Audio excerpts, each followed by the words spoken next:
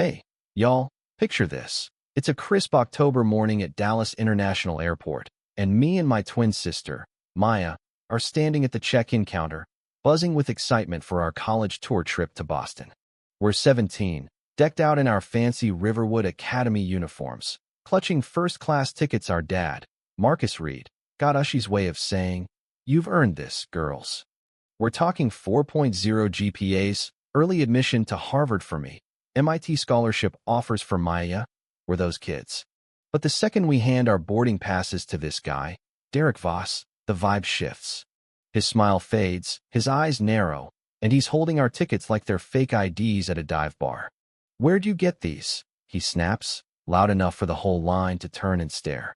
Maya, cool as ever, says, "Our dad booked them on Elite Sky's site. Any issue?" Derek smirks, leans in, and mutters, "First class ain't for everybody, sweetheart." The words hit like a punch, and I feel my face burn, but we've been taught to keep it together. Anger from girls like us gets twisted fast. It doesn't stop there. At security, Agent Carla Hayes pulls us aside for random screening. Funny how random always seems to mean us. She's rifling through our bags, tossing Maya's laptop like it's contraband, asking, "You some kind of activist with all these files?" I'm like, "Those are AP Lit essays, ma'am." She just scoffs, makes a show of it, while other passengers whisper and point. By the time we hit the airport cafe, hoping for a quick bite, the hostess, Jenna Lyle, flat out lies about a 45-minute wait, even though half the tables are empty. When we call her out, her manager, Greg Tatum, swoops in, all fake concern, saying, "You're causing a scene. Ladies, maybe find somewhere else to eat." But this server, Elena Cruz, slips us her card, whispers, "I see this crap all the time," and that tiny act of kindness keeps us going. We get to gate 19, and it's a circus passengers lining up, boarding calls blaring. Our tickets, now mysteriously bumped to economy, don't sit right. I pull up Dad's confirmation email. First class, clear as day. We try explaining to the gate agent, Travis Holt, but he's acting like we're pulling a scam. "These passes are suspect," he says, loud enough for everyone to hear, and suddenly security's on us, radios crackling. Gate 19, possible fraud. Maya's shaking, but I'm done. I grab my phone, dial Dad, and put it on speaker. We're being kicked off the flight, Dad theories saying our tickets are fake. The line crackles, and then his voice comes through, calm but sharp as a blade. "Travis Holt, this is Marcus Reed, CEO of Elite Sky Airlines. You will not speak to my daughters that way again." The gate goes dead silent. Travis freezes, security backs off, and the passengers who were smirking? They're suddenly real quiet. Dad says, "Girls, stay put. Protocol Omega's in effect." Protocol what? 2 minutes later, every Elite Sky flight in the country is grounded. Grounded? Over us. Turns out, Dad's been undercover as CEO, keeping it low-key to dig into the airline's dirty laundry. He knew something was rotten, but needed proof. Our nightmare. Derek snide comments. Carla's fake searches, Travis's power trip was the evidence he needed. But the big dogs at Elite Sky, led by this investor, Roland Baxter, weren't going down easy. While we're stuck at gate 19, Roland's in a fancy New York boardroom, plotting to bury us.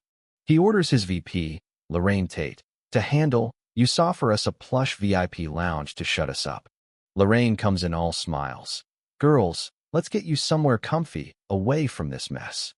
But Dad's voice cuts through the phone. "They stay in public, Lorraine, where there are witnesses." Her smile cracks, and she hisses, "Your dad's tanking this airline smart, or your family's done." I'm shaking, but Maya's already recording, and I'm backing up every scrap of evidence to a cloud server Roland can't touch. See, I've been coding since I was 12, and I know how to lock things down. The fight goes viral. Elite Sky bias trends worldwide as passengers share their own stories of being profiled. Elena, the cafe server, sends us recordings of Greg's racist rants. A passenger who saw Carla's random search posts her video. Even Elite Sky's IT guy, Nate Carter, flips, refusing to delete our evidence when Roland orders him to. By nightfall, Roland's plan to smear us fake posts calling us entitled brats falls apart when Maya and I prove they're from his office's IP. At the emergency board meeting, Dad lays it all bare. Years of buried discrimination complaints, $600 million in hidden liabilities, and Roland's attempt to cover it up. The board turns on Roland, and he's out. His threats recorded for the world to hear. Dad's plan? Mandatory bias training, a passenger bill of rights, and an independent review board. Even Derek and Carla aren't fire theory retraining. Their salaries going to civil rights groups. 6 months later, we're back at Gate 19, boarding first class, no drama. A new agent, Priya Khan, hands us our passes with a smile. A black flight attendant, Tasha Brooks, rocks her natural hair, something the old elite sky would have banned. As we land in Boston, a little girl, Amara, runs up. "Are you the sisters who fixed the airline?" she asks, eyes wide.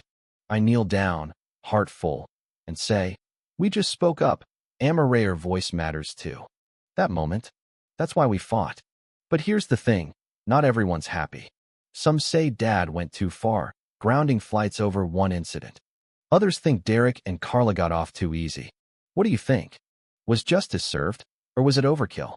Drop respect in the comments if you're with us, and tell us your city. Let's see how far this story's reached. Keep speaking truth, while it's the only way change sticks.